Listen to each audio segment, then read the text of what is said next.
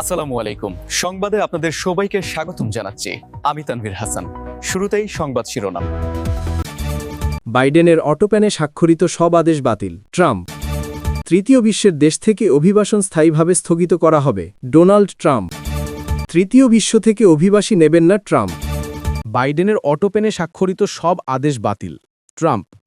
যুক্তরাষ্ট্রের president Donald Trump ঘোষণা করেছেন, অটোপেন ব্যবহার করে জো বাইডেনের স্বাক্ষরিত সব নথি আর নির্বাহী আদেশ বাতিল করা হয়েছে। শুক্রবার ২৮ নভেম্বর ট্রুথ সোশ্যালে দেওয়া এক পোস্টে তিনি এ সিদ্ধান্তের কথা জানান।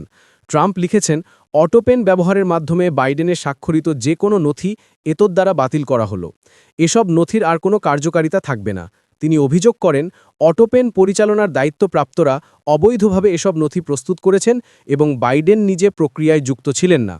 তিনি আরও বলেন, জো বাইডেন যদি দাবি করেন যে তিনি এতে যুক্ত ছিলেন, তবে তাকে মিথ্যা শপথের অভিযোগে আদালতে হাজির করা হবে।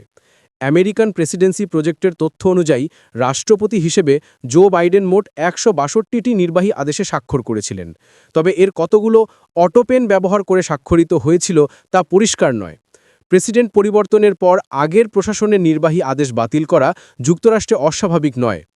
হোয়াইট হাউস বলছে, দ্বিতীয় দফায় দায়িত্ব নেওয়ার পর ট্রাম্প ইতিমধ্যে বাইডেনের প্রায় ৭০টি আদেশ ২০ জানুয়ারি এবং আরও ১৯টি আদেশ ১৪ই মার্চ বাতিল করেছেন।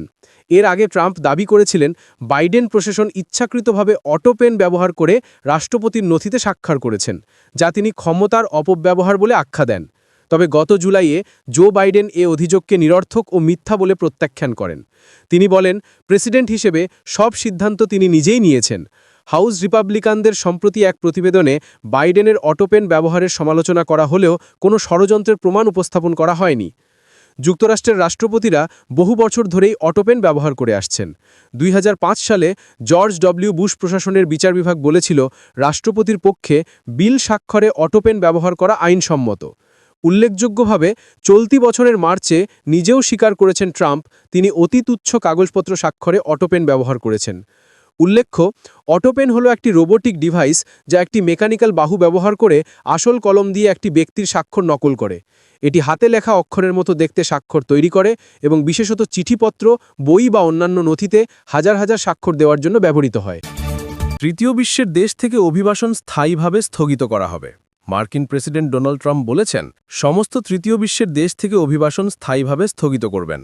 এছাড়া যারা এখনও নাগরিকত্ব পায়নি তাদের জন্য ফেডারেল সুবিধা ও ভর্তুকি বন্ধ করা হবে। দ্য গার্ডিয়ান জানিয়েছে, স্থানীয় সময় বৃহস্পতিবার রাতে সামাজিক যোগাযোগের মাধ্যমে ট্রুথ সোশ্যালে পোস্ট দিয়ে ডোনাল্ড ট্রাম্প এসব কথা লেখেন। তবে তিনি কোন প্রক্রিয়ায় অভিবাসন স্থগিতাদেশ কার্যকর করবেন তা স্পষ্ট নয়। তার প্রশাসনের জারি করা আগের নিষেধাজ্ঞাগুলো আদালত ও কংগ্রেসের উভয় ক্ষেত্রেই চ্যালেঞ্জের মুখে পড়েছে। স্থানীয় সময় বুধবার বিকেলে হোয়াইট হাউসের পাশে ন্যাশনাল গার্ডের সদস্যদের লক্ষ্য করে গুলির ঘটনা ঘটে। এরপরই অভিবাসন স্থগিতের হুঁশিয়ারি দিলেন মার্কিন প্রেসিডেন্ট। সিএনবিসি নিউজ বলছে, মার্কিন প্রেসিডেন্ট তার পোস্টে কোনগুলো তৃতীয় বিশ্বের দেশ হিসেবে গণ্য হবে তা স্পষ্ট করেননি। তৃতীয় বিশ্ব থেকে অভিবাসী নেবেন না ট্রাম্প। মার্কিন প্রেসিডেন্ট ডোনাল্ড ট্রাম্প বলেছেন, তৃতীয় বিশ্বের দেশ থেকে তিনি যুক্তরাষ্ট্রে অভিবাসন স্থায়ীভাবে স্থগিত করার পরিকল্পনা করছেন। তবে তিনি কোন দেশগুলোকে তৃতীয় বিশ্বের দেশ বুঝিয়েছেন সেটি পরিষ্কার করেননি। যুক্তরাষ্ট্রের রাজধানী ওয়াশিংটনে একজন আফগান নাগরিক মার্কিন ন্যাশনাল গার্ডের ২ জন সদস্যকে গুলি করেছেন বলে অভিযোগ ওঠার একদিন পর বৃহস্পতিবার ট্রাম্প এমন ঘোষণা দিলেন। সামাজিক যোগাযোগ মাধ্যমে দেওয়া এক পোস্টে তিনি লিখেছেন, যুক্তরাষ্ট্রের ব্যবস্থা পুরোপুরি স্থিতিশীল করার সুযোগ করে দিতে তৃতীয় বিশ্বের সব দেশ থেকে অভিবাসন আমি স্থায়ীভাবে স্থগিত করব। মার্কিন প্রেসিডেন্ট ট্রাম্প আরও লিখেছেন, তার পূর্বসূরি জো বাইডেনের আমলে দেওয়া লাখ লাখ অভিবাসনের অনুমোদন বাতিল করা হবে। যুক্তরাষ্ট্রের জন্য প্রকৃত সম্পদ নন এমন যে কাউকে দেশ থেকে বের করে দেয়া হবে। এর আগে ট্রাম্প প্রশাসন ঘোষণা দেয়, ১৯টি দেশ থেকে যুক্তরাষ্ট্রে আসা নাগরিকদের গ্রিন কার্ড পর্যালোচনা করে দেখা হবে। মার্কিন নাগরিকত্ব ও অভিবাসন পরিষেবার বিভাগের প্রধান জোসেফ এডলো বলেছেন, প্রেসিডেন্ট ঝুঁকিপূর্ণ বা উদ্বেগের তালিকায় থাকা ১৯টি দেশ থেকে আসা প্রত্যেক নাগরিকের গ্রিন কার্ড কঠোরভাবে পর্যালোচনা করতে তাকে নির্দেশ দিয়েছেন। ট্রাম্পের নির্দেশ, যেসব দেশ নিয়ে উদ্বেগ আছে সেসব দেশ থেকে আসা প্রত্যেক বিদেশির গ্রিন কার্ড পূর্ণাঙ্গ ও কঠোরভাবে পুনঃপর্যালোচনা করতে হবে। হোয়াইট হাউস জুন মাসের এক ঘোষণায় ১৯টি দেশের নাম প্রকাশ করে।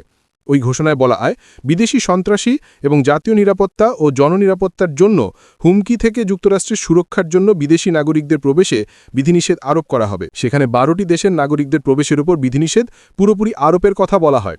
দেশগুলো হলো আফগানিস্তান, মিয়ানমার, চাদ, রিপাবলিক